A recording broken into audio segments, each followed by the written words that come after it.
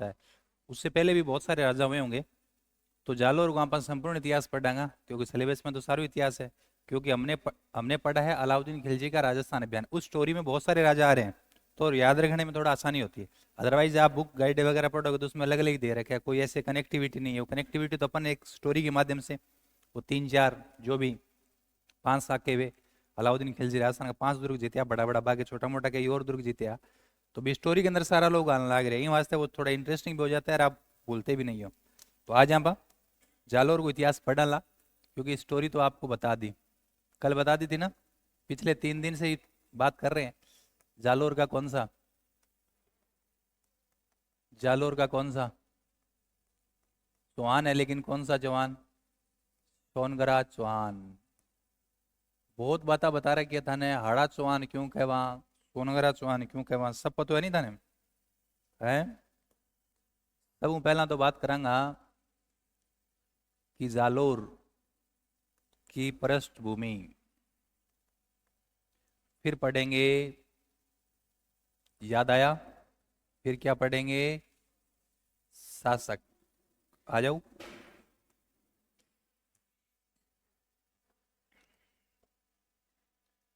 ओ 31, अब तो 41 जिला हो गया, लेकिन पहले तो जिले नहीं थे। ये रहा जालोर, ये रहा ना जालोर।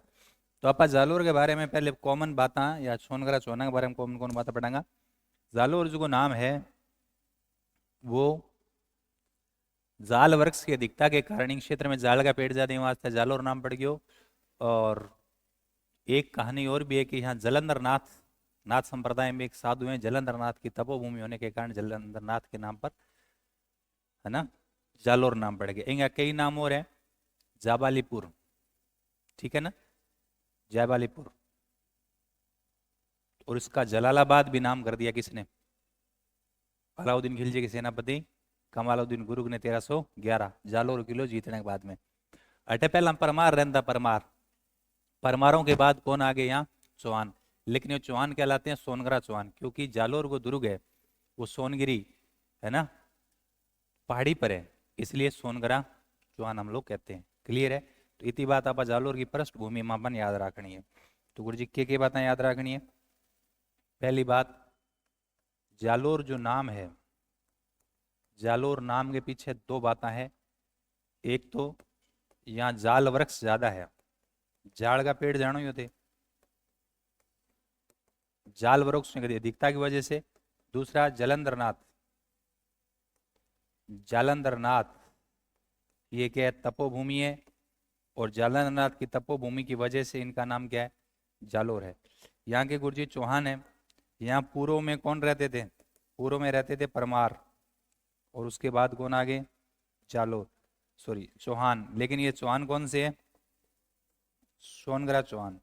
सोनगरा क्यों कहते हैं भाई, सोनगरा नाम क्या के क्यों जड़ा, क्योंकि इनका दुर्ग है, जालोर दुर्ग है, वो कौन सा है, हाँ आपा के बोलांगा, आप स्वर्णगिरी भी कह सका, वो स्वर्णगिरी या सोनगिरी पहाड़ी पर है, सोनगिरी या स्वर्णगिरी, सुवर्णगिरी पहाड़ी पर ही वास्ते ये दुर्ग को नाम, सॉरी इनका क्या नाम हो गया, सोनगरा चौहान। क्लियर है। अब हम बात करांगा इसके प्रमुख शासक कौन से। पहले मैं शासक को नाम लिख दूं, फिर थान बात बताऊंगा। शासक, पहला शासक तो आपको पता ही है कौन सा है, बोलो, कीर्तिपाल या कितु। बार बार एग्जाम में पूछा गया सवाल है, 1181 ईस्वी। उसके बाद समर सिंह, उदय सिंह, चाचिक देव, सामंत सिंह और कानड़ देव। अब देखोगा मैंने हर बार नोट्स अपडेट करना पड़े, वो तो हमेशा चलता ही रहेगा, ठीक है। देखो इतना राजा अपन याद रखना है। आप अलाउद्दीन खिलजी के टाइम लास्ट में पढ़े गए, कानड़ देव पढ़े, पहला की चर्चा ही कौन करी, इसलिए वो स्टोरी के अंदर आ गया, तो हमने इसको पढ़ लिया, पूरा अपन इतिहास पढ़ लेंगे। ये गद्दी पर बैठा था 1305 और 1311 में मृत्यु हो जाए। जालोर को साको हो जाए अलाउद्दीन खिलजी को। इसके पिता का नाम था वो सामंत सिंह, वो 1282 में से लेकर 1305 तक। बाकी टाइम पीरियड याद रखने की जरूरत कौन। मैं पहले सारंग राजा के बारे में बता दूं, फिर आप बात करांगा। देखो फिर आप बात करांगा। इधर है दिल्ली, और उस समय क्या चल रहा है, दिल्ली सल्तनत। मैंने डीएस लिख दिया, स्पेस कम है तो डीएस, दिल्ली सल्तनत। दिल्ली सल्तनत का टाइम पीरियड चल रहा है। कीर्तिपाल जे कहने अपन शॉर्ट में कित्तू भी कहते हैं। आरपीएससी बहुत बार पूछे है, क्योंकि तारे सिलेबस में सिलेबस देवे नहीं आरपीएससी, तो यहाँ देवे कि जालोर के चौहान, रणथंभौर के चौहान, अजमेर के चौहान, यहाँ देवे। तो छोटो सो इतिहास है, एक सवाल आई है बहुत बार पूछे कि जालोर के चौहानों, सोनगरा चौहानों को संस्थापकों ने कित्तू या कीर्तिपाल 1100, बोलो 1181। पहलो आदमी है संस्थापक है। पहला आदमी इनको ज्यादा वो काम कौन कर पाता ध्यान है, क्योंकि पहले तो पहले हुए बाद वाला जगह है नहीं, वह ज्यादा काम करें। फिर कौन आया, समर सिंह। समर सिंह के काम करियो। समर सिंह भी किले गए, जालोर को जो किलो है भी किले को परकोटो बनावे, शस्त्रागार बनावे। परकोटा समझ रहे हो, उस किले की 4 दीवारी बना, जालोर किले की शस्त्रागार। शस्त्रागार समझ रहे हो, हथियार वगैरह जो है रखने की जगह, उसको क्या बोलते हैं, शस्त्रागार। बर्छी भाला है ना, तलवार ढाल, ये सारे जहाँ रखेंगे उसको क्या बोलेंगे, शस्त्रागार। याद रह जाएगा। तो समर सिंह क्या करते हैं, जालोर दुर्ग का प्राचीर बनाते हैं, शस्त्रागार आदि वगैरह आदि का क्या करवाता है, निर्माण करवाता है। नेक्स्ट आ जाओ, कौन है, उदय सिंह। उदय सिंह दानदाने किंग के समकालीन है। उदय सिंह दिल्ली का राजा इल्तुतमिश के समकालीन है। दिल्ली का राजा कौन, इल्तुतमिश। थाने बताओ है कि इल्तुतमिश है ना दिल्ली को एक स्ट्रॉन्ग राजा हो, स्ट्रॉन्ग राजा हो ना। सारी बात बताऊं या आधी बात बतानी है, याद रख लियो आगे, मन लागे कौन थे याद रख लियो आगे, रहेगी बीती रह तो कोई नहीं, रखनी पड़ेगी, ठीक है, रहे के रखनी पड़े। कितनी बातें बताऊं मैं तेरे,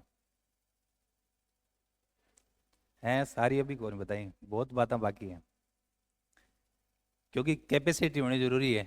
अभी थारी की कैपेसिटी को नहीं, कैपेसिटी बिया तो है, लेकिन कई लोगों की कम है, कई नए बांगी की कैपेसिटी कम है। बैक बीती चीज झाल झील को नहीं पावे, है ना।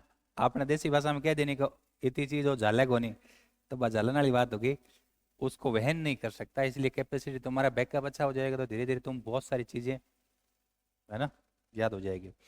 स्टार्टिंग में दिक्कत आती है। गोरी आमने अजमेर को चौहान राजाओं पी थर्ड पृथ्वीराज तृतीय उसको तराइन के दूसरे युद्ध में 1192 में मार गए, भारत पर कब्जो कर ले। तो गोरी अफगानिस्तान वाइड तो अफगानिस्तान, पाकिस्तान नाम भारत भी है, पाकिस्तान तो हुई कौन, मतलब बाद में पाकिस्तान का जन्म 1947 में हुआ, तो अपना हिस्सा था ये। तो बठे पाकिस्तान वाला क्षेत्र बड़ा लाहौर सतह को सेंटर हो, नॉर्थ इंडिया के अंदर दिल्ली और इधर अजमेर। लाहौर अजमेर और दिल्ली सतह का 3 सेंटर है। गोरी भारतीय इलाके में जीत गए, पी थर्ड का वध कर दिया और भारतीय क्षेत्र पर कब्जा कर लिया। लेकिन वो कब्जा करके अपने एक दास को छोड़ के चला जाता है। दास कौन, कुतुबुद्दीन ऐबक, उसको छोड़ के चला जाता है। बोले टैक्स वैक्स भेजते रहना, मैं तो अपने देश ही जाऊंगा। भाई अपने घर में ही रहना चाहते हैं ना सब लोग, ठीक है। लेकिन कब्जा उसका हो गया। उधर गोरी की मृत्यु होगी 1206।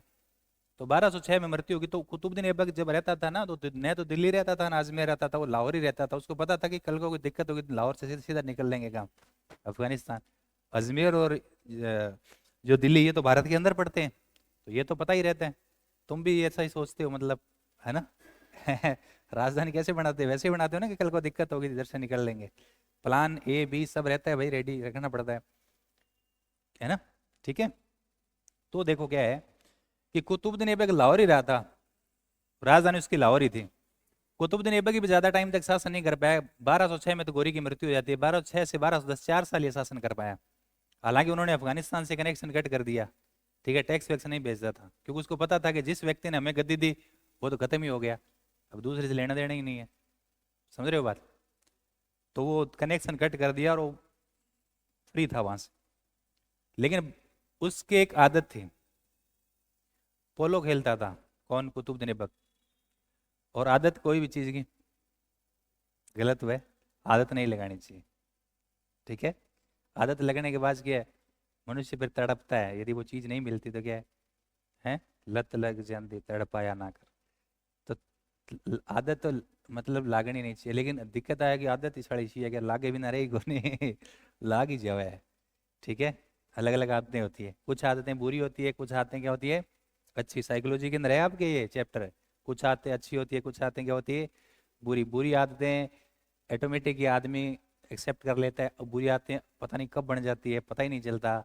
लेकिन अच्छी आदतें बार बार कहने के बावजूद भी हैबिट में वो नहीं आती है। बुरी आदतों से स्वास्थ्य शरीर का नुकसान होता है कि नहीं होता है। और अच्छी आदतों से क्या होगा, हेल्थ अच्छा रहेगा, स्वास्थ्य अच्छा रहेगा, सब अच्छा रहेगा।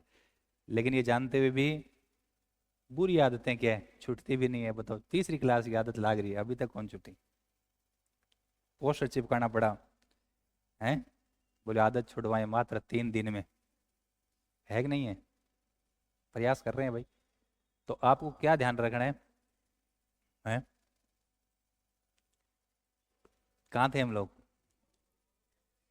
हाँ, आदत थी किसको, किसको थी आदत। कोदेव दिनेबा को किसकी आदत थी, पोलो खेलने की। पोलो कैसे खेला जाता है, शाबाश, वो घोड़े पर बैठ गए, वो खेल है। मध्यकाल में सारा ही जगह राजा ने वो खेल था, क्योंकि एक हवा बन जाए फिर आदमी सारा भी ही करे, करे कौन करे, करे नहीं। वो एक वो अब आप यहाँ कह दिया कि ट्रेंडिंग है क्या, अब नया नया वर्ड आ गया कि आ चीज की ट्रेंडिंग है। ठीक है, हाँ।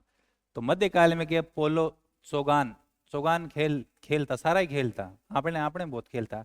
लेकिन बीम रिस्क करे भाई, बीम घोड़िए के ऊपर चढ़ के खेलना पड़े अभी के ऊपर चढ़ के खेलना तो फिर दिक्कत आएगी ना, दुड़ा दुड़ा के वो बॉल ऐसे ऐसे है ना। तो बिंग चक्कर में क्या बॉल पीछे रह जाए, बॉल के चक्कर में नीचे होगा तो अब घोड़ियों तो तेज निकल जाए तो ऊपर नीचे गिर सके, तो इनके गिरने की आदत रहे, एक संभावना रहे, आदत की रहे, संभावना रहे। तो कुतुबुद्दीन ऐबक है, बोला और के अंदर क्या करो, उम्र ज्यादा को नहीं, पोलो खेलो। और पोलो खेलते टाइम 1210 की बात है, दिन में ही खेलो, दिन दहाड़े ही पोलो खेलो। तो घोड़े से गिर गया और घोड़िए पग रख दियो, और बाजेड़ो घोड़ो था ध्यान पग रखा, तो बिम घोड़िए में वजन 2 कुंटल है, तो बाजेड़ो यदि पग रखे तो 4 कुंटल, और 4 कुंटल वजन यदि पड़े आदमी पर तो आदमी तो खत्म ही है कहानी, है कि नहीं है। तो कुतुबुद्दीन ऐबक ऐबक की ऐसे क्या है, कहानी खत्म हो गई, वो खत्म हो गया। ठीक है, सुबह के लाहौर के अखबार में खबर छपी कि दिन दाड़े पोलो खेलते समय घोड़े से गिरने से कुतुबुद्दीन ऐबक की हुई मृत्यु। उस दिन का अखबार में बता रहा हूँ आपको, 1210 की 800 साल पहले की बात है। अब क्या हुआ कि वो तो मर गया, अब उसका छोरा था आराम से, आराम से आगरा में क्या बैठ जाता है, सॉरी लाहौर में भी क्या बैठ जाता है गद्दी पर, क्योंकि उनकी राजधानी तो लाहौर ही थी। लेकिन इल्तुतमिश दिल्ली के आसपास, इल्तुतमिश दिल्ली के आसपास उत्तर प्रदेश में एक जगह है बदायूं, वो बदायूं का गवर्नर था।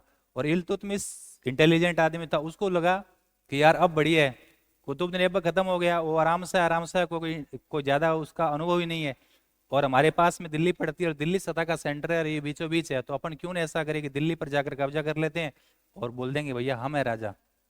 तो ऐसा ही किया, इल्तुतमिश ने दिल्ली पर जाकर कब्जा कर लिया, और दिल्ली को पहली बार इल्तुतमिश राजधानी बनाया, ये 1210।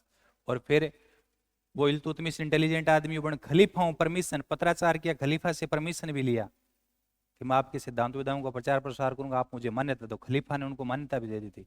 ठीक है, तो उन्होंने हर स्तर पर काम किया, और 1210 से 1236 कितना टाइम, लगभग 26 साल शासन करो। दिल्ली सल्तनत का वास्तविक और वैधानिक संस्थापक मानते इल्तुतमिश बड़ा स्ट्रॉन्ग राजा था, ग्वालियर वगैरह को, मालवा इनको इनको मुल्तान वगैरह उन्होंने जीता था।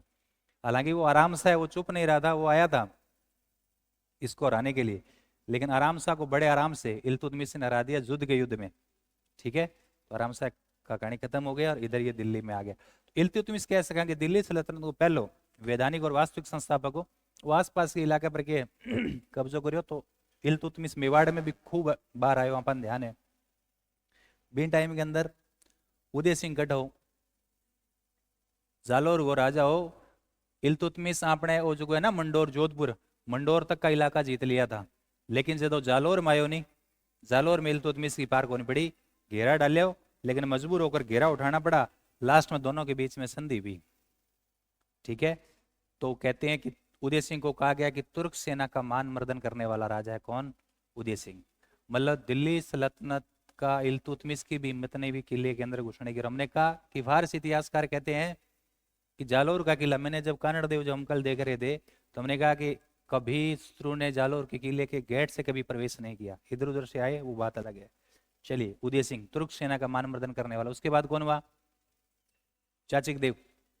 चाचिक देव हटो ना, तो दिल्ली सल्तनत में बलबन, क्योंकि गुलाम वंश में दास वंश, जो दिल्ली सल्तनत का पहला राजवंश गुलाम या दास वंश बिंग अंदर यदि आप बात करें तो बलबन जो है ना, बलबन इल्तुतमिश के बाद तो बलबन ही रहा था लंबे टाइम तक। हम मध्यकालीन भारतीय इतिहास अभी स्टार्ट कर दिए, आप पढ़ेंगे, आप 2 या 3 दिन बाद ये आ जाएगा। सुबह हमारा चल रहा है मध्यकालीन भारतीय इतिहास, हम देखेंगे सारी बातें आ जाएगी। बलबन का लंबा टाइम पीरियड रहा था, तो बलबन भी स्ट्रॉन्ग राजा था, और बलबन का समय दिल्ली सल्तनत का सुदृढ़ीकरण काल हम लोग कहते हैं। लेकिन बलबन की हिम्मत नहीं भी कि चाची देव जालोर पर अटैक करे। उसके बाद कौन आया? सामंत सिंह। सामंत सिंह 1282 लेके 1305 तक शासन करियो, लेकिन सामंत सिंह के काम करियो, सामंत सिंह जल्दी आपके छोरे कानड़ देव ने शासन सौंप दियो। तो शासन कानड़ देवी देख तो मेरे अंदर बताया है कि जब अलाउद्दीन खिलजी ने, अलाउद्दीन खिलजी, क्योंकि गुलाम वंश के बाद कौन आया दिल्ली में? खिलजी। तो खिलजी में अलाउद्दीन खिलजी ने गुजरात अभियान भेजा, तब जालोर का राजा तो सामंत सिंह था। 1299 98 99 में राजकुमार कानड़ देव ने जेता, और देवड़ा के नेतृत्व में अलाउद्दीन खिलजी जो गुजरात सोमनाथ मंदिर को लूटने सेना जा रही थी, उस सेना को रास्ता नहीं दिया। लेकिन जब वो चली गई मेवाड़ के रास्ते से, उनको तो जाना ही था, सोमनाथ मंदिर को लूटकर वापस जब दिल्ली जा रही थी, उस सेना को कानड़ देव ने लूटा था। जेता और देवड़ा के नेतृत्व में सेना भेजी थी, और खिलजी सेना से सोना लूटा, शिवलिंग के 5 टुकड़े प्राप्त किए, जो जालोर के अंदर 5 शिवालय स्थापित करवाए थे कानड़ देव ने, याद है ना? फिर आपको याद है कि अलाउद्दीन खिलजी मुल्तानी को भेजता है किसके पास? मैं ब्रीफ में बता रहा हूँ कल वाली बात। मुल्तानी दूत को भेजता है किसके पास? कानड़ देव के पास। अब यहां से 2 बातें चलती है। फारसी इतिहासकार फरिश्ता तो कहता है कि कानड़ देव खुद चला गया था, दीनता मान ली थी, और बाद में अलाउद्दीन खिलजी को दिल्ली में चुनौती देकर कानड़ देव आ गया था, और फिर अलाउद्दीन क्या करता है? अटैक करता है। लेकिन हमारा मुणोत्तनसी क्या कहता है? मुणोत्तनसी कैसा है कि मुल्तानी आया था दूत, लेकिन समझाने पर कानड़ देव नहीं गया। कानड़ देव ने अपने छोरे ब्रह्मदेव को भेजा। ब्रह्मदेव हमारे यहाँ था, वो एक हाथी बिगड़ गया था, वो कहानी, और फिरोजा और ब्रह्मदेव का प्रेम, फिर उसने विवाह का कहा तो उन्होंने मना कर दिया, ब्रह्मदेव वापस आ गया पीछे से, सारी बातें भी। तो अलाउद्दीन खिलजी ने सेना देकर भेजी किसको? कमालुद्दीन गुरुग और गुलवहीस बेगम, वो आए। फिर जालोर पर जब अटैक किया तो उससे पहले सिवाना 1308, वो तो बातें हमने लिख दी थी, सातल देव और कौन? मेणादेव ने जोर किया, और गुर्ग ने उसका नाम क्या कर दिया? खेराबाद। और 1311 में जालोर का घेरा डाला। विश्वासघात किसने किया था? विश्वासघात किसने किया था? बीकादैया ने। और उसकी पत्नी कौन? हीरादे। तो हीरादे ने बीकादैया को मार दिया, और इधर वो भाव राता ही गया, वो स्टोरी आपने कल सुनी, और वो घटना इसी से संबंधित है। फिर ये किले की दीवार तोड़कर अंदर प्रवेश करते हैं, बिरमदेव कानड़ देव मारे जाते हैं, और जेतल ने क्या कर दिया? जोर कर दिया। जालोर का पहला शाखा 1311, एक ही शाखा होता है। जालोर के किले पर किसका अधिकार हो जाता है? बोलो। अलाउद्दीन खिलजी के का अधिकार हो जाता है। गुर्ग इस किले का नाम क्या कर देते हैं? जालोर का जलालाबाद। और वहां एक संस्कृत पाठशाला थी, जिसको किसने बनाया था? मालवा के भोज परमार ने। उसको तोड़कर वहां एक मस्जिद बना दी, नाम रख दिया अलाउद्दीन खिलजी की मस्जिद। एक तोप रखी है इसलिए तोपखाना मस्जिद।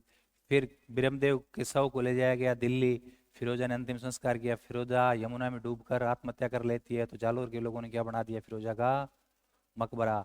जालोर का साका हुआ 1311, और इसकी जानकारी मिलती है कानड़ देव प्रबंध और ब्रह्मदेव सोनगरारी बात। ये इतना सा जालोर का इतिहास है जो मैंने आपको बताया। अब एक एक करके हम लिख लेंगे। आपसे पूछेंगे ये क्रम, कई बार एग्जाम में क्रम पूछा है, ये क्रम पूछा है कि आप बताओ कि जालोर के शासकों का सही क्रम कौन सा है, तो ऐसा सारा क्रम आपने याद रखना है। ठीक है, तुम बताओ फिर शासक पहला कौन सा है? कीर्तिपाल। या क्या बताएंगे? कित्तू या कीर्तिपाल। पहला इसलिए 1181, पहला व्यक्ति क्या होता है? संस्थापक। पहला व्यक्ति क्या हो जाएगा? संस्थापक। दूसरा कौन सा बताया था? समर सिंह। दूसरा कौन सा है? समर सिंह ये टाइम की क्या बात है? अभी बताया था ना। परकोटा, शस्त्रागार इत्यादि जालोर दुर्ग में करवाता है निर्माण। तो ये जालोर दुर्ग का क्या करवाता है? जालोर दुर्ग का परकोटा मतलब 4 दीवारी प्लस शस्त्रागार, शस्त्र प्लस आगार, शस्त्रागार आदि का क्या करवाता है? निर्माण। आदि का क्या करवाता है? निर्माण। फिर कौन आया? शाबाश, उदय सिंह को क्या कहा गया? तुर्क सेना का मान मर्दन करने वाला। तुर्क सेना का क्या करने वाला? मान मर्दन करने वाला।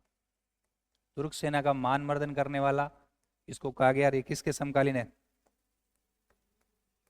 अरे यार याद तो बहुत हुए। किसके समकालीन है? इल्तुतमिश। इल्तुतमिश के ब्रैकेट में लिख रहा हूँ डीएस। डीएस का मतलब समझ गए हैं? देखो गुरुजी मैं तो डीएसटी नाम सुन रहा है। डीएसटी अखबार में पढ़ते हो ना। डीएसटी क्या होता है? डीएसटी ने कार्रवाई की, 3 क्विंटल डोडा पोस्ट फॉर्च्यूनर में बरामद हुए। तस्कर महिला की आड़ में तस्करी करता था। नहीं पढ़ते आप लोग? DST, district S special T team, district special team. पूरे जिले में पुलिस की एक स्पेशल टीम होती है, वो घूमती रहती है, किसी को पता नहीं होता। समझ रहे हो बात? तो वो धरपकड़ करती है, क्योंकि जिस क्षेत्र में थाना होता है तो वहाँ का लोकल आदमी आपको पता है सब है। तो वो जब आती है टीम तो किसी को पता नहीं होता। डीएसटी वाले क्या कर देते हैं? कार्रवाई कर देते हैं। समझ रहे हो बात? तो यहाँ डीएस है दिल्ली सल्तनत, दिल्ली सल्तनत, वहाँ का राजा होता है। और क्या ध्यान रखना है? इल्तुतमिश ने क्या डाला था? घेरा। लेकिन बाद में क्या हो गई? संधि हो गई। संधि हो गई, फिर वो जीत नहीं पाया था। ठीक है।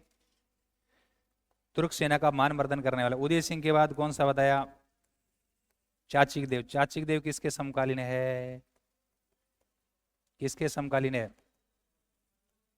बलबन। बलबन। बलबन भी कहाँ का राजा है? दिल्ली सल्तनत का है। उसके बाद क्या ध्यान रखना है? उसके बाद सामंत सिंह। सामंत सिंह के बारे में कोई खास बात नहीं है। 1282 से 1305। अब आपका राजा आ जाएगा कौन सा? कानड़देव। कौन सा? कल मैंने सारी स्टोरी बता दी थी, आज फिर ब्रीफ में बता दी है ना। कानड़देव। कानड़देव। कानड़देव का टाइम पीरियड 1305 से लेकर 11। ध्यान रखना कानड़देव की पत्नी को क्या नाम है? जेतल दे। और कानड़देव और जेतल दे से कौन लड़का पैदा हुआ? बीरमदेव। बस अभी हम ज्यादा की बात को लिखनी, सारी बात करेड़ी है काल की। कद की बात है 11 जुलाई नहीं 1311। कौन सा? जालोर का साका। इसमें हमलावर कौन है? हमला करने वाला देखिए मैं यहां लिख रहा हूं, अलाउद्दीन खिलजी का सेनापति है। कौन? कमालुद्दीन गुर्ग। इसके साथ वो बेगम कौन सी है? गुलबहिस्त बेगम। कौन सी बेगम है? गुलबहिस्त बेगम। क्लियर है? इधर हम बात करेंगे विश्वासघात किसने किया था रे? विश्वासघात बिको बिक्यो कुणो बिका दैया। फिर इसकी पत्नी का नाम क्या था?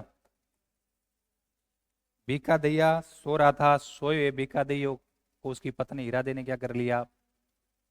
तलवार से काट दिया। किससे काट दिया? तलवार से काटा था, ध्यान रखना। सोए बीका दैया। और कहाँ पहुंची? कहाँ पहुंची? सूचना देने के लिए कहाँ पहुंची?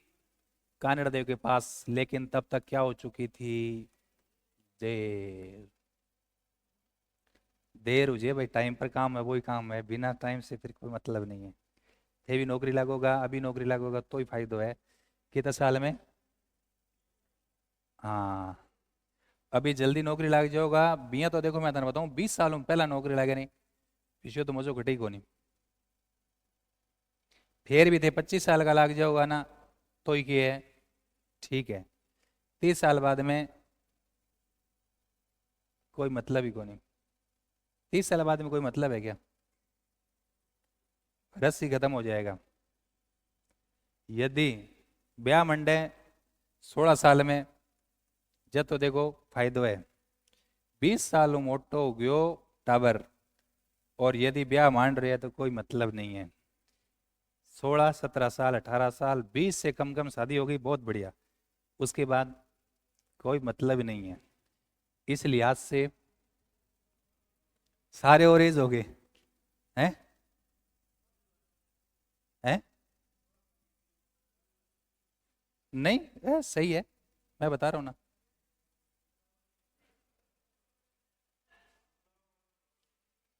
समझ रहे मेरी बात? ठीक है क्या कोई 20 साल से कम आप में? कोई नहीं है? तो ये फाइल क्या कर दो, क्लोज। इधर आ जाओ। इधर 30 से ऊपर तो नहीं हो ना? ये मामला चल रहा है, इसको चलने दो। 30 आने के बाद ये भी क्लोज कर देना। फिर नई फाइल बताऊंगा कौन सी वाली करनी है। ठीक है। और क्या, एक फाइल तो क्लोज होगी आपकी, कौन सी वाली? और क्या, 20 वाली। ठीक है, ध्यान रखना है। तो यही हुआ था क्या जो इधर चल रहा है? क्या हो चुकी थी देर, क्योंकि 20 साल से उम्र की हो गई थी ज्यादा। इधर देखो मेरी बात सुनो, युद्ध हुआ तो ये बिरमदेव और कानड़देव, ये क्या हो गए, वीरगति को प्राप्त। मतलब इन लोगों ने क्या किया, केसरिया से आवास, और जेतलदे ने क्या कर लिया, जौहर।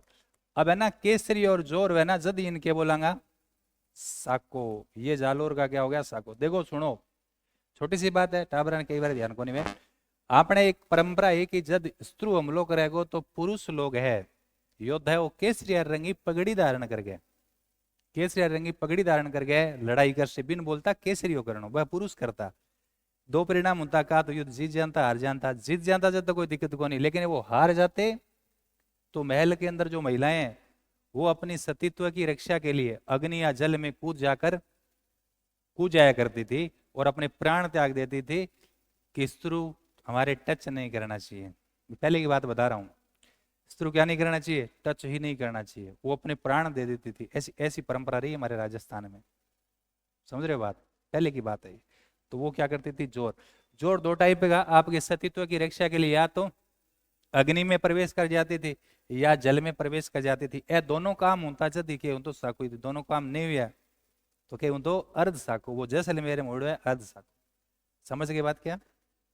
अब आ रहे तो है, फिर के वे सारा अर्ध साका ही वे कंप्लीट हुई कौन कोई।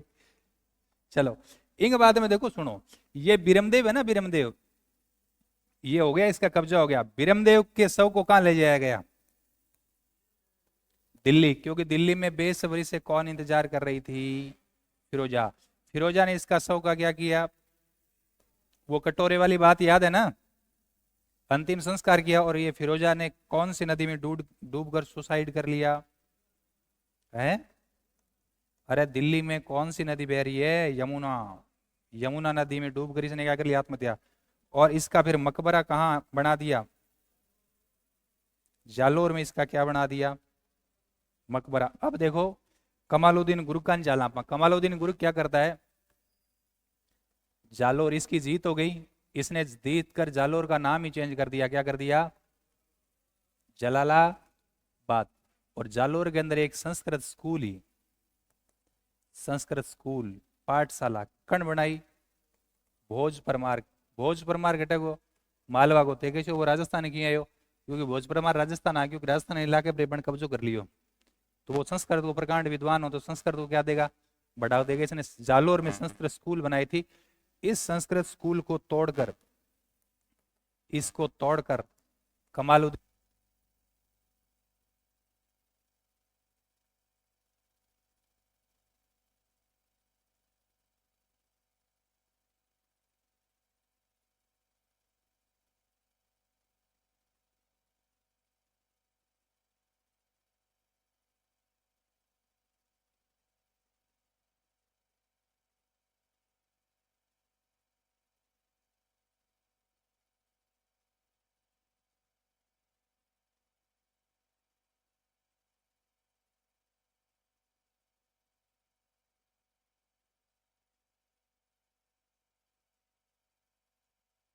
देखो कमालुद्दीन गुरुक जीत जावे ई किले ने, और जीतने के बाद में ई किले को नाम जालोर को नाम जलालाबाद कर दे। एक बात याद रखनी है, बिंग बाद में संस्कृत एक स्कूल ही है जी भोज परमार बनाई लगभग 300 साल पहला।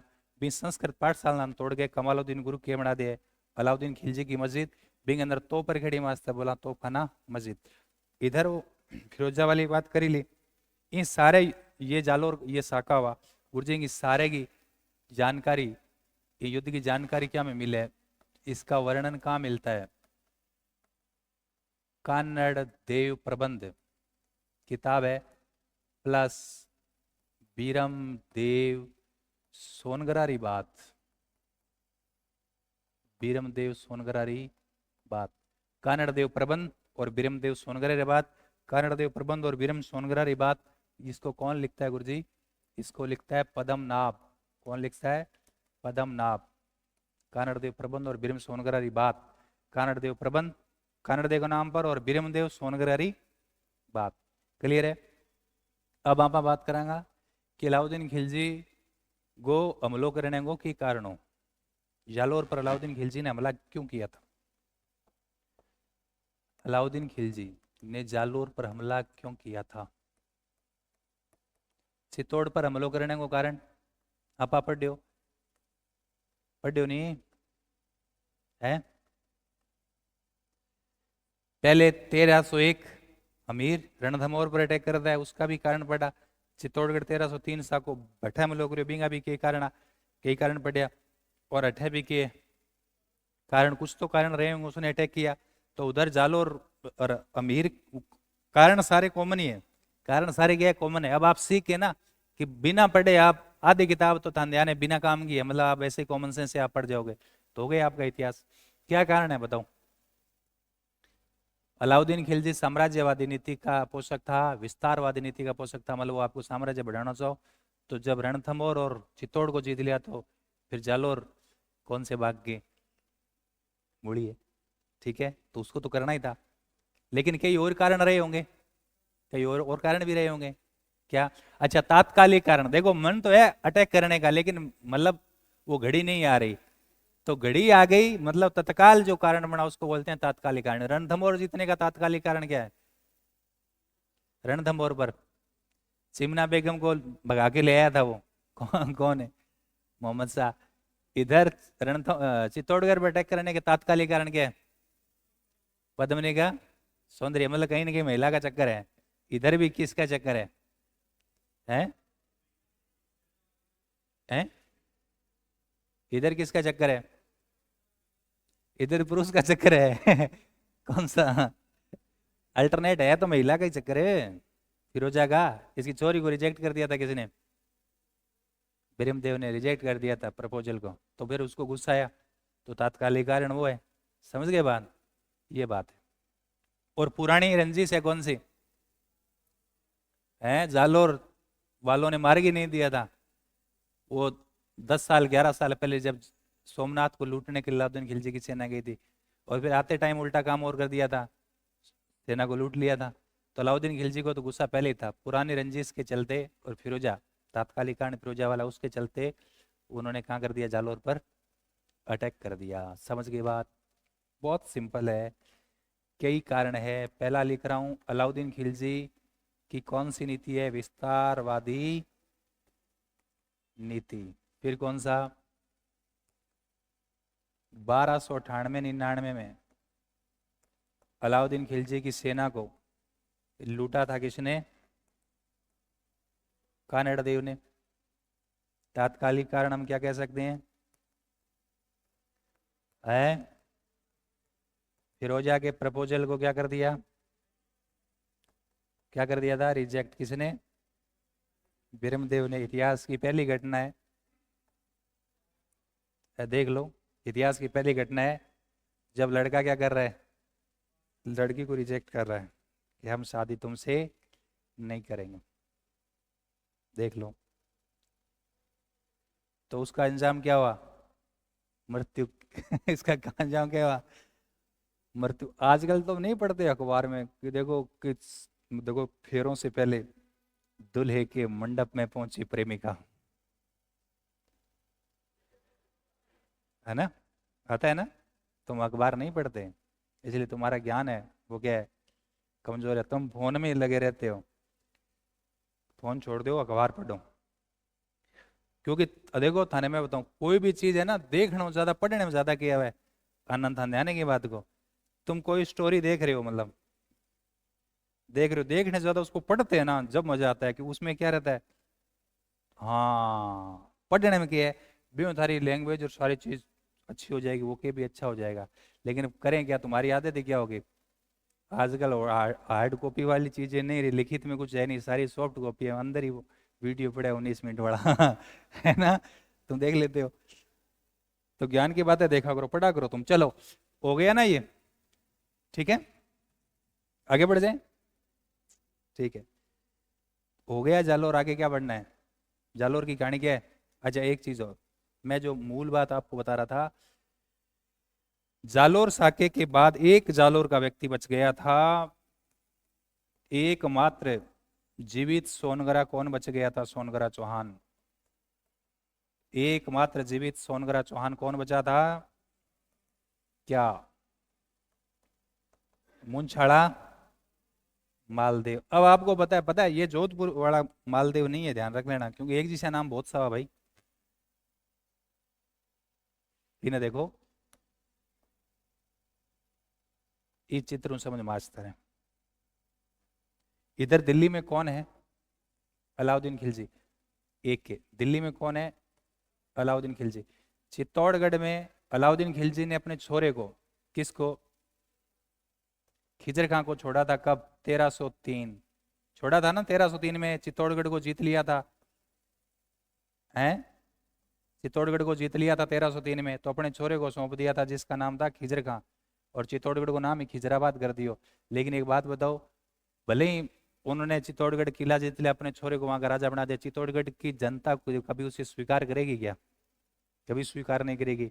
तो खिजर खान ने चित्तौड़गढ़ की जनता पीट दी, वो यदि मार्केट में घूमने जाता नहीं, गोलगप्पा खाने जाता नहीं, कोई बाटो मार तो कोई की मार तो कोई की कर देता, तो भी बड़ी दिक्कत ना थी, वो कहते यार ये मेरे को पीट रहे हैं जनता कभी स्वीकार नहीं कर रही। तो वो रोज फोन करता था अलाउद्दीन खिलजी को, अलाउद्दीन खिलजी फोन करता उसे, बोले की है खान कौन खाली हो गए, बोले आज मैं गोलगप्पा खाने गई, जनता पीट पीट पीट दी मन तो गए है, ट्रीटमेंट चल रहा है, ग्लूकोज लगने लग रही है क्या।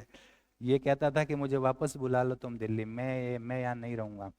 तो अलाउद्दीन खिलजी कह रहे कि रुको, कोई व्यवस्था तो हो, चित्तौड़गढ़ कोई जाने को तैयार तो हो, कोई व्यक्ति जाएगा, खाली थोड़ी छोड़ांगा। तो कह वह कि जब 1311 में जालोर का पतन हुआ, तो वहाँ मुंछड़ा मालदेव एक व्यक्ति था, इन्हीं के परिवार को जीवित बचा था। एंड मुंछड़ा मालदेव अलाउद्दीन खिलजी ने कहा कि देखो कभी नहीं कर लूंगा मैं तो अलाउद्दीन खिलजी कहा कि मुंछड़ा मालदेव तुम कहाँ चले जाओ, तुम खिजर खां की जगह चले जाओ, चित्तौड़गढ़ का गवर्नर बना दिया, और तुम वहां से टैक्स भेजते रहना, और वहां तुम मजे करना। तो खिजर खां की जगह मुंछड़ा मालदेव को भेज दिया, और खिजर खां को वापस कहाँ बुला लिया, दिल्ली बुला लिया, इस तरीके से ना। तो 1303 से 1311 फिर ये मुंछड़ा मालदेव वहां जाता है, फिर ये शासन करता है, फिर इसका छोरा है जय सिंह या बनवीर, जब वो शासन कर रहा होता है, तो चित्तौड़गढ़ में वो जो सिसोदिया थे, सिसोदा गांव में आपको पढ़ा रहेगा सारा इतिहास, अमीर सिसोदिया वो आकर वापस चित्तौड़गढ़ जीत लेता है। क्लियर, तो चलो ये बात भी आपको समझ में आ गई।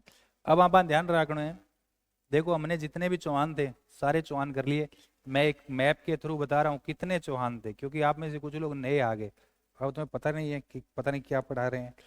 चौहान स्टार्टिंग में सांबर में क्या थे, चौहान सांबर के आसपास का इलाका चौहानों ने स्टार्ट किया था, कब्जा किया था, राजधानी थी नागौर।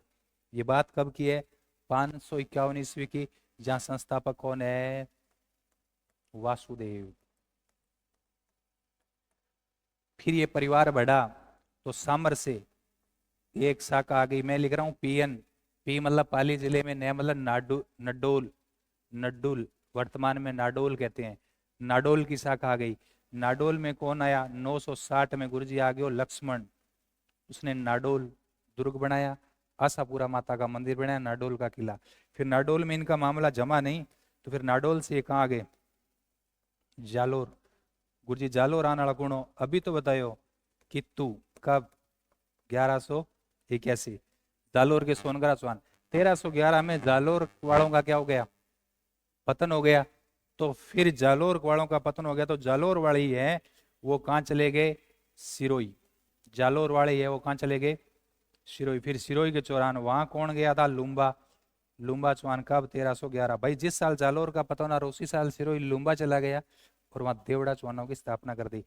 फिर इधर भी पढ़ा था, नाडोल से देवी सिंह चौहान आ गया, बूंदी। कल के पेपर में था देवी सिंह, कब, 1241। ये हरराज के वंशज है इसलिए हड़ा चौहान। बूंदी से फिर अलग कौन सा हुआ, कोटा। कोटा कल वाले पेपर में था माधो सिंह, कब, 1631। ये कौन से चौहान, हड़ा चौहान। वो सांबर में जो चौहान साम्राज्य स्टार्ट हुआ था, नागौर राजधानी थी, ये मूल शाखा थी। यहाँ एक राजा हुआ अजय राज, उसने सोचा कि यार नागौर समतल जगह में हमारी क्या राजधानी है। उनका पंगा गुजरात वालों से था, चालुक्यों से लड़ाई झगड़ा चलता था। उसने सोचा कि राजधानी सही जगह हो, सुरक्षित जगह पर।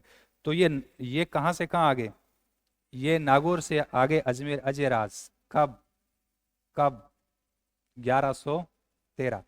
1113, 1113 में अजय राज कहाँ गया, अजमेर। फिर अजय राज के बाद कई शासक हुए यहाँ, और अंतिम अजमेर का चौहान राजा पीथर्ड 1192 तराइन के द्वितीय युद्ध में गोरी से लड़ता हुआ, हरियाणा में तराइन पड़ता है, वहां मारा जाता है। उसका छोरा है गोविंदराज तोमर, सॉरी गोविंदराज चौहान। वो गोविंदराज चौहान कहाँ गया, रणथंभौर। कहाँ पड़ता है, स्वाईमाधपुर।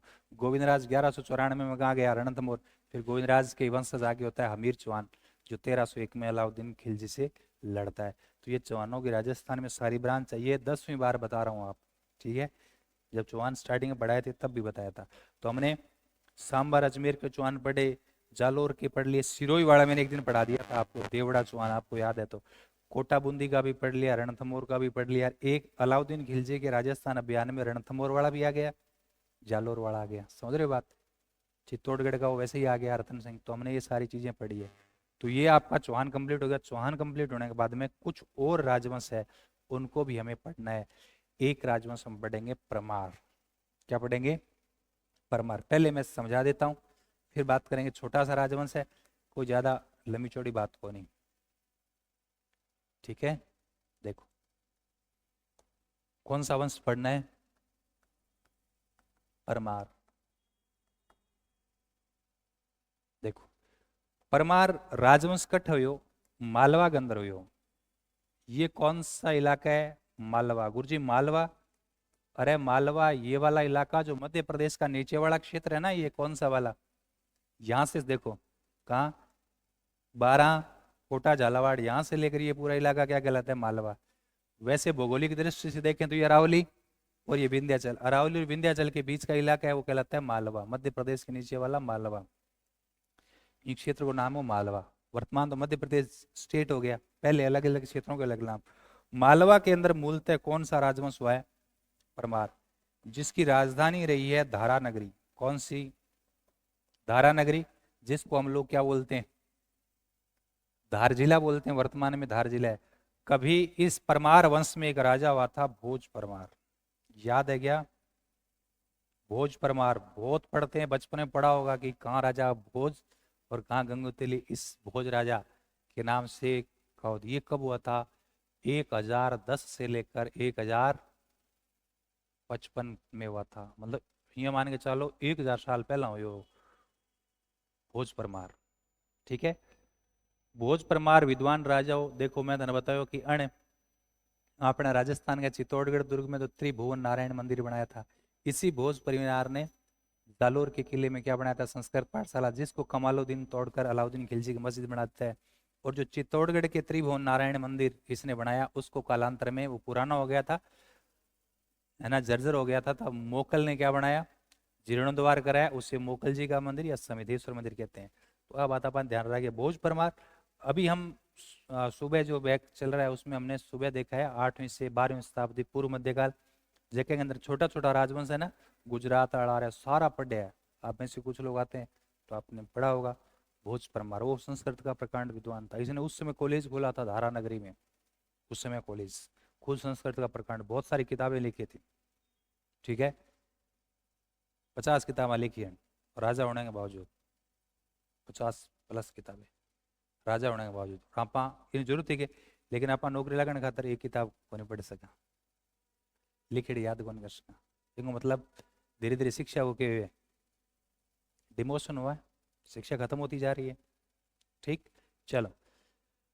तो थेको का गुरुजी परमार बठे मालवा मादन अठे किया आया, तो अपने राजस्थान में भी आ गया। भाई आने में तो क्या है, आने में तो क्या है, बाहर का आदमी नहीं आ सकता। तुम भी कहीं चले जाते हो, यहाँ के हो कहीं चले जाते हो। तो अपने राजस्थान में परमार कई जगह खटे खटे, या मतलब कई जगह खटा गुरुजी। ये डूंगरपुर बांसवाड़ा है ना, ये देखिए डूंगरपुर, और ये क्या है बांसवाड़ा, इसको बोलते हैं बागड़। तो यहाँ भी क्या थे, परमार। बागड़ के परमारों की राजधानी थी, इनकी कैपिटल थी अर्थुणा। बांसवाड़ा में पड़ा है गुरुजी। वर्तमान पहला नाम हो गई उथनुक। पूछते हैं कि बागड़ के परमारों की राजधानी, बहुत बार पूछा गया सवाल है उथनुक, ये सीधा सवाल यही आएगा। एक कट है गुरुजी, एक है किराड़ू के परमार। किराड़ू थाना कट है, बताइए। किराड़ू बाड़मेर में, अरे किराड़ू के परमार।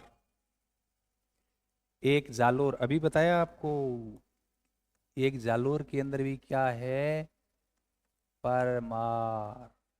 एक आबू, हमारे ज्यादा फेमस कौन से है, आबू के परमार। तो राजस्थान में कितना जगह, 4 जगह परमार याद रखना है। बागड़, डूंगरपुर, बांसवाड़ा के अंदर परमार, बांगी राजधानी तुंती उतनुक या अर्थुणा। किराड़ू बाड़मेर का परमार है, बांग बारे में खास बात को नहीं। जालोर का परमार है, कोई खास बात को नहीं। लेकिन आबू के जो परमार है उनके बारे में कुछ कुछ बातें हैं।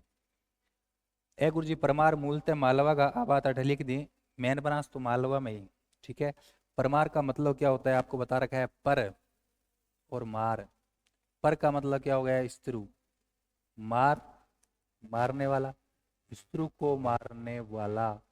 इनकी कुल देवी कौन सी है, बोलो कौन सी है, कालिका माता।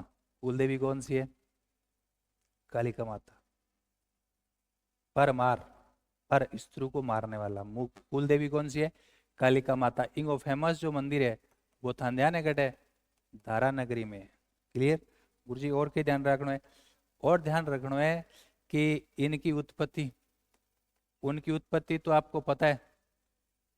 चंद्र बरदाई क्या कह रहा है, चंद्र बरदाई जको अजमेर को जो चौहान और पीथड़ पृथ्वीराज चौहान या पृथ्वीराज तृतीय बिंगो दरबारी जिसने लिखा पृथ्वीराज राजसो, भी मैं वो उत्पत्ति की बता कि कितने कैसे कैसे उत्पत्ति, मैं बता देता हूँ आपको, समझाएंगे। चंद्र बरदाई की बुक कौन सी है, पृथ्वीराज, पृथ्वीराज रासो। उस रासो में वो क्या लिखता है, चंद्र बरदाई कहता है कि इसकी, इनकी उत्पत्ति कहाँ से हुई है, अग्निकुंड। अग्निकुंड घटो अबू घुमाइयो, अबू घटा गुरु जी सिरोही। देखो, इसके लिए पहले ट्रिक बता देता हूँ, फिर कहानी की बात करेंगे। अच्छा, ये यज्ञ किसने किया था, वशिष्ठ ने किया था। वशिष्ठ कौन है, ऋषि है। चलिए, इसके लिए ट्रिक बताई थी, पीपी सीसी, प्रतिहार, परमार, चालुक्य, चौहान। तो आ गया ना परमार। ठीक है, प्रतिहार, परमार, चालुक्य और चौहान। क्योंकि वो चौहानांग दरबार में रहते तो चौहानांग बता दी, सागे बिंग चक्र में आगे भी उत्पत्ति बन बता दी। बन के कहो चंद्र बताई कहो कि पृथ्वी पर पाप बढ़ गयो, तो माउंट आबू के अंदर ऋषि वशिष्ठ रहते थे, तो राक्षसों का आतंक बढ़ गया था।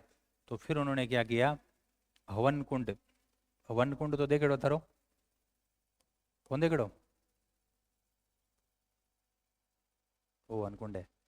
हवन कुंड में निकाला 4 पुरुष, ऋषि करने लाग रहे के वशिष्ठ ऋषि हवन। हवन कुंड में एक आदमी निकालो जो गुण प्रतिहार। प्रतिहार हवन कुंड में ताजो मोटो निकलो एकदम अष्टपुष्ट, और बाई बा राक्षसा ने लारे पड़ियो, राक्षसा गाल दिया गई, है ना, तलवार बर्छी भाला मार दिया कई राक्षसा। राक्षसा पाछा ठोक दियो कि नहीं, प्रतिहार ने। मतलब कुल मिला गए ताबे को नहीं हुई बात। फिर बन के दूसरो योद्धो निकालो, फिर किसो निकालो,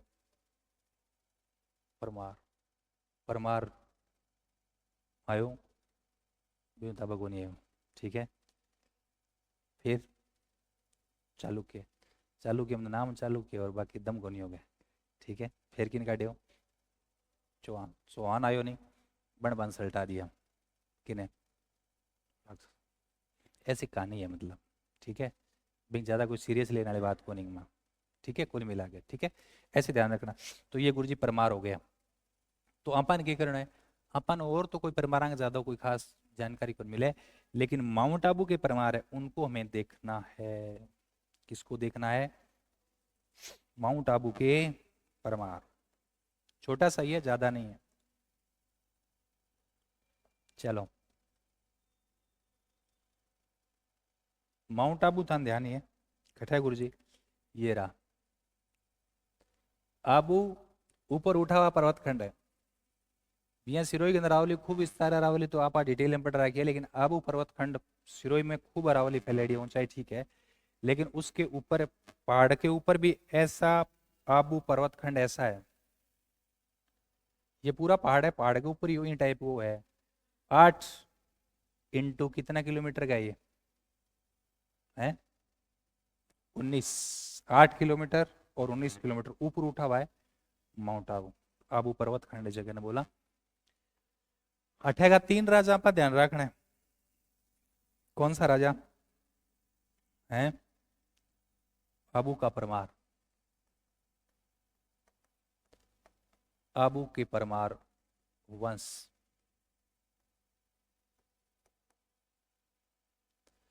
कौन सा है? पहला धूमराज। धूमराज में ऊ आ रहा है ना, उसको पकड़ दो। धूमराज, फिर ऊ को पकड़ लो, उत्पल राज। फिर किसको पकड़ लो? धारावर्ष। धारावर्ष 1163 से 1219।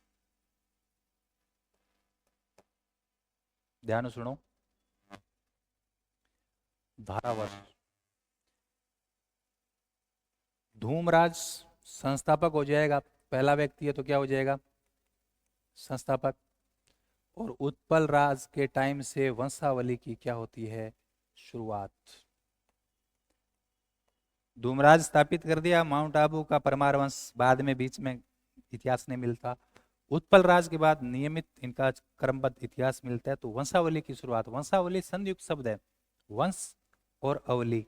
वंश तो वंश वही है, अवली की वे कतार, ठीक है ना। तो वंशावली दीर्घ स्वर संधि का एग्जाम्पल है।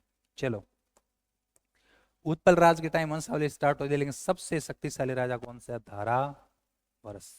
धारा वर्ष, ठीक है।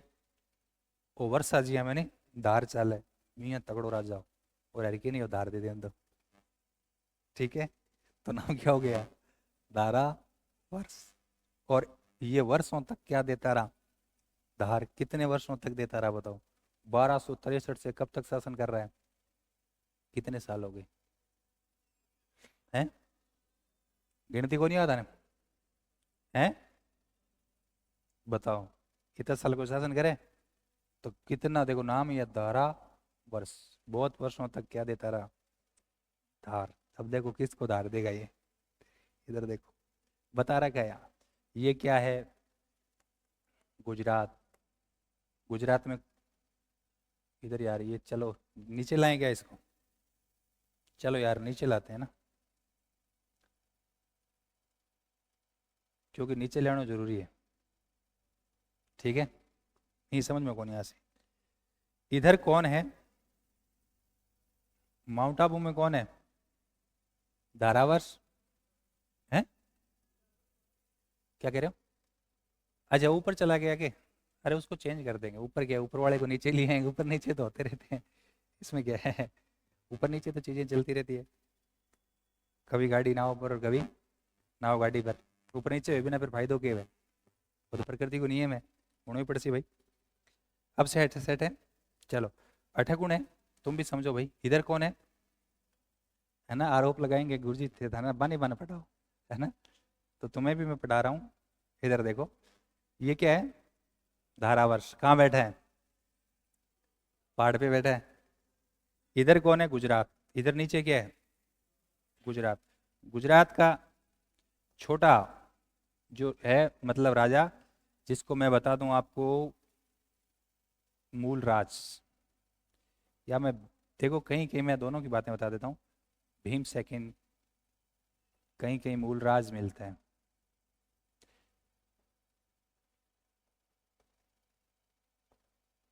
ठीक है, ये छोटे थे, शासक थे, लेकिन ये पहले यूं होता था कि कोई भाई राजा खत्म हो गया, उसकी संतान गद्दी पर बैठेगी, तो उसका संरक्षक या संरक्षिका उसके परिवार के व्यक्ति बनेंगे।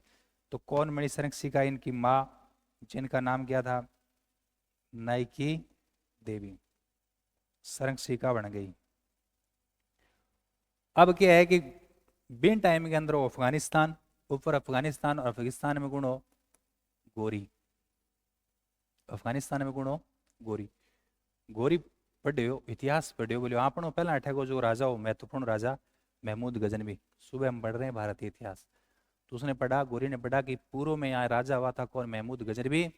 और महमूद गजनवी ने 1025 में गुजरात पर अटैक किया था, और गुजरात में एक मंदिर है सोमनाथ, उससे बहुत सारा सोना मिला था, और इतना सोना मिला था कि वो ऊंटों के ऊपर लाद लाद के कहाँ लाया था?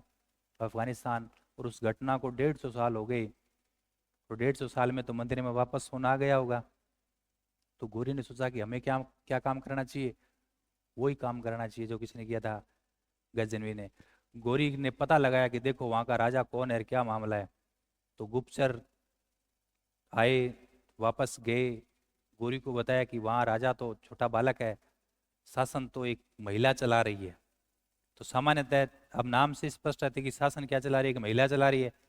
तो पता लग गया कि यार महिला है तो कमजोर होगी, एक सामान्यतः एक प्रथम दृष्टया सबको ये लगता है, लेकिन जरूरी थोड़ी है, महिला बहुत खतरनाक होती है भाई, स्ट्रांग होती है, बहादुर होती है। लेकिन गोरी को इस बात का पता नहीं था, उसने कहा ये तो फायदा है, वहाँ एक महिला शासक है तो फिर अपन तो चले फिर। तो गोरी ने एक बहुत बड़ी सेना लेकर वो सेना रवाना कर दी, किसकी तरफ है? गुजरात की तरफ। सोमनाथ पर अटैक करेंगे, पूरा प्लान बना लिया, वो ये काम करना है, ये काम करना है, इतनी इतने ऊंट ले लो और फलाना घोड़ा और बोरा बारा गाल लो, सोनो भर के लेना है। लेकिन बन नहीं है, गोरी नहीं है, ठा को नहीं हो कि रास्ते में कौन बैठे है? दारावरस, वो दार देगो रास्ते में, गुजरात जाने कौन दे है। तो कहते हैं कि नाइकी देवी को जब पता चला किस चीज का, कि गोरी आ रहा है, नाइकी देवी को पता चला कि गोरी आ रहा है, कि इनके भी तो गुप्तचर होते हैं। तो नाइकी देवी ने आसपास के राजाओं से कांटेक्ट किया। तो माउंट आबू में कौन था? दारावस। फोन किया, बोले कौन बोले? बोले दारो बोलूं, है ना? तो बोले आपसे काम था, बोले बताओ क्या काम है? क्या वो गोरी आ रहा है यार। तो दारावस ने कहा कि तुम चिंता क्यों करते हो, तुम एक काम करो, तुम यहाँ आ जाओ। कहाँ? माउंट आबू। ठीक है। तो नाइकी देव ने कहा कि देख लो तुम्हारे जो भी दोस्त वोस्त है सबको बुला लो। तो अरे चिंता नहीं करना, सबको बुला लेंगे, तुम आ जाओ। कहाँ आ जाओ? माउंट आबू। तो नाइकी देवी ने कहा कि वे माउंट आबू मतलब? अरे बोले मतलब क्या है कि तुम समझते नहीं हो कि गुजरात समतल जगह, समतल जगह में लड़ना थोड़ा क्या, गोरी की बड़ी सेना है, समतल जगह में लड़ना मतलब क्या होता है? मुश्किल होता है ना बड़ी सेना के साथ। हम पहाड़ों में लड़ेंगे, तो पहाड़ों में लड़ने से फायदा क्या होगा? तो गोरी को पता ही नहीं चलेगा, क्योंकि वो तो यहाँ दर्रों में कभी आया नहीं है। तो आएगा, हम आधी सेना पीछे से भगा के मारेंगे, आधी आगे से मारेंगे, तो गोरी गोरी ने रोड के कुटांगा मतलब गढ़े हाँ दर्रांग माँ। तो नाइके देवी ने कहा कि प्लान तो बहुत सही है ना? क्या कहा था? क्या बात है, ये भी ना बात, ये कहा था किसने? नाइकी देवी ने। किसको? दारावर्ष को। नाइकी देवी ने कहा कि तुम्हारे जो भी दोस्त भाईले भाईले हैं सबको बुला लो। तो दारावर्ष ने जालोर फोन किया। किसको फोन किया? ध्यान से सुनो, धारावर्ष ने किसको फोन किया? जालोर फोन किया है। बोले कितु बोले के? बोले हाँ। बोले तुम्हें सेना लेकर आना है? बोले किस लिए? बोले वो गोरी आ रहा है इधर, हमें मदद करनी है। किसकी? नाइकी देवी। तो उसने कहा हाँ मैं आ जाऊंगा, और मेरे दोस्त और है उनको ले आऊंगा। तो क्या कि तुम ले आओ। तो इसने इसको फोन किया, पाली, पाली नाडोल। नाडोल में भी वो चौहान थे। तो नाडोल में कौन था? केलन। केलन को कहा कि अपन को मदद करनी है। बोले किसकी? बोले नाइकी देवी की। बोले मैं अब आ रहा हूँ। तो पाली के नाडोल से कौन आया? केलन। और जालोर से कौन आया? कित्तू। और सब कहाँ आ गए? धारावर्ष के पास, धारावर्ष बड़ा आदमी था, क्योंकि जब इतने साल तक शासन करता है तो बड़ा ही आदमी है। तो फिर यहाँ सब लोग इकट्ठे हो गए। गोरी को इस बात का पता नहीं था कि इतने लोग इकट्ठे हुए हैं इस दर्रों में। तो जो गोरी, ये बात है 1178 की, गोरी जैसे आया ना, गोरी को बुलाएं क्या ऊपर से? गोरी तो आ ही रहा है रास्ते में, गोरी को बुलाएं क्या? अपन थोड़ी बुलाएंगे, गोरी तो अपने आप आ जाएगा।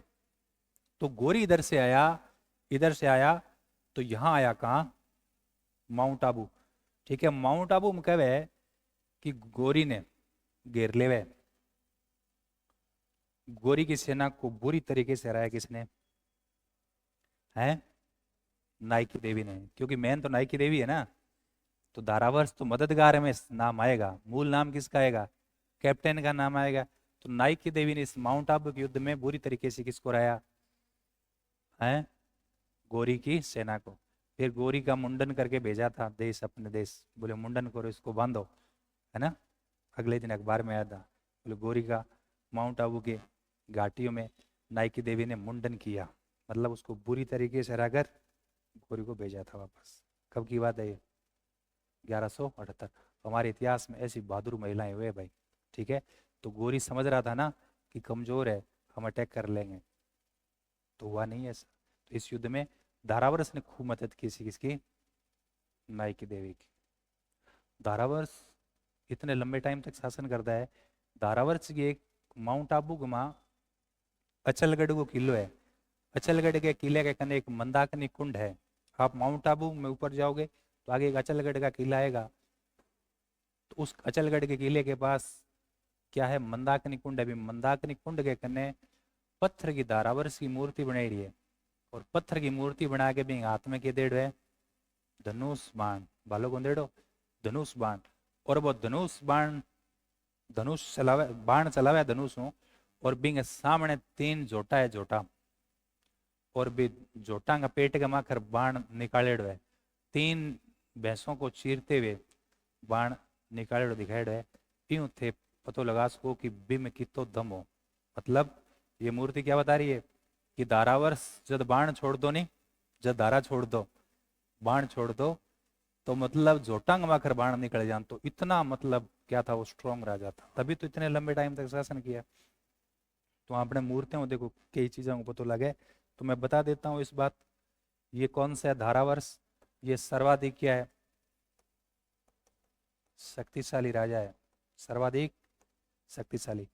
1178 में कौन सा युद्ध? माउंट आबू का युद्ध। ये माउंट आबू का युद्ध हुआ था। एक तरफ नाइकी देवी, एक तरफ कौन था? गोरी। गोरी की इसमें क्या हो जाती है? हार।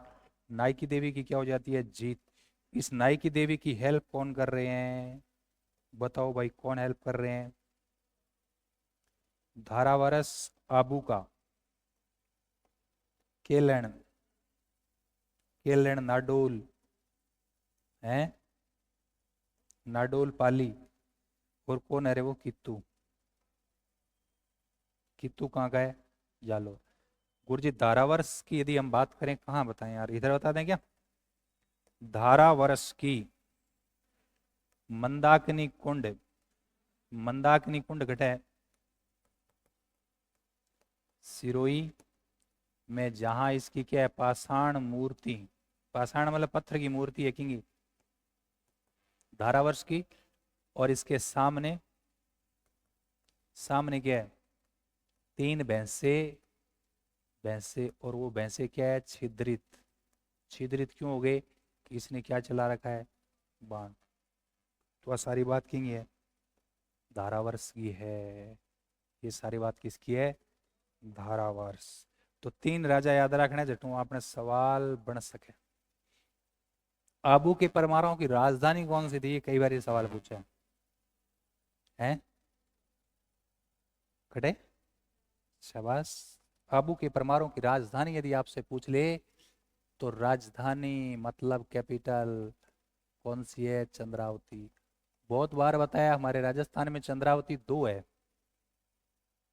चंद्रावती 2 है। पहली तो आ है, दूसरी चंद्रावती घटे है झालावाड़, जहाँ 11वीं 12वीं शताब्दी के क्या मिले? मंदिर मिले हैं। वो चंद्रावती की ये भी सभ्यता है, वो भी सभ्यता है, ध्यान रखना। झालावाड़ में चंद्रावती है, यहाँ भी चंद्रावती है। तो परमार वंश भी यहाँ पर पढ़ लियो, वहां पर रिवीजन कर ले वहाँ, क्योंकि पिछले 2 दिन से हम ये सब पढ़ रहे हैं। राजवंश है ना, अब ज्यादा राजवंश बचे नहीं है आपके, एक क्लास और होगी जिसमें 1 या 2 राजवंश राजस्थान के सारे खत्म कर देंगे। फिर नया खंड स्टार्ट होगा, एक नया पार्ट स्टार्ट होगा राजस्थान का, है ना। उसका पीछे से कोई ज्यादा लेना देना नहीं होगा, तो कोई चिंता करने की आवश्यकता नहीं है। तो जालोर का चौहान, जालोर जाबालीपुर जलंधर नाथ की तपोभूमि, जालोर की अधिकता। पूर्व में यहाँ परमारों का शासन था। यहाँ के चौहान सोनगरा, क्योंकि सोनगिरी या सुवर्णगिरी पहाड़ी पर जालोर का किला और राजधानी की वजह से शासक कित्तू या कीर्तिपाल 1100 संस्थापक है। समर सिंह परकोटा शास्त्रागार वगैरह दुर्ग का निर्माण करवाते हैं अंदर। उसके बाद उदय सिंह, इल्तुतमिश के समकालीन तुर्कों का मानमर्दन करने वाला इल्तुतमिश ने घेरा डाला, लेकिन घेरा उठाना पड़ा, संधि हो गई। उसके बाद चाचिक देव बलबन के समकालीन सामंत सिंह 1282 से 1305, इनका पिता है किसका, कानड़देव। कानड़देव के टाइम अपन याद रखनो, कानड़देव के टाइम 1311 जालोर का साका। बिक्का दैया ने विश्वासघात किया था और रायरा भाव राता ही गया, रायरा भाव। हाँ कहानी तनकाल बताई, ये कहावत जालोर दुर्ग से संबंधित है 1311 की बात, ठीक है। इसके टाइम जालोर का किले का पतन हो गया। एकमात्र मुंछाड़ा मालदेव बचा, जिसको कहाँ भेज दिया, चित्तौड़गढ़ के किले में। फिर हमने कारण बताए हमले करने के, वो तमाम बातें कल से पढ़ रहे हैं आज। और देखो हमने नया राजवंश पढ़ा है परमार। परमार वंश मालवा का है। उत्पत्ति पृथ्वीराज रासो ग्रंथ चंद्रभाई लिखता है इसके अनुसार माउंट आबू में वशिष्ठ ऋषि के अग्निकुंड से हुई है। 4 जातियां निकाली थी, पीपीसीसी परमार, प्रतिहार परमार, चालुक्य चौहान। क्लियर। परमार कालका देवी, कालका माता इनकी कुल देवी है। धार में इनका मुख्य मंदिर है। राजस्थान में बागड़ के परमार हुआ करते थे। कौन से परमार, बागड़ के परमार, जिनकी राजधानी उथनुक बांसवाड़ा में अर्थुणा पड़ती है। जालोर के परमार हुआ करते थे, किराड़ू बाड़मेर के परमार हुआ करते थे। और माउंट आबू के परमार, माउंट आबू के परमार में ध्यान रखने हैं 3 राजा। धूमराज संस्थापक, उत्पल राज के समय वंशावली की शुरुआत होती है। आबू की परमारों की राजधानी चंद्रावती, माउंट आबू में, ठीक है। धारावर्ष 1163 से 1219, सर्वाधिक शक्तिशाली राजा। माउंट आबू के युद्ध में किसका मदद करता है, नायकी देवी, गोरी को आराध्य नायकी देवी। और भी लोग केलन और कित्तू भी इसका हेल्प कर रहे हैं।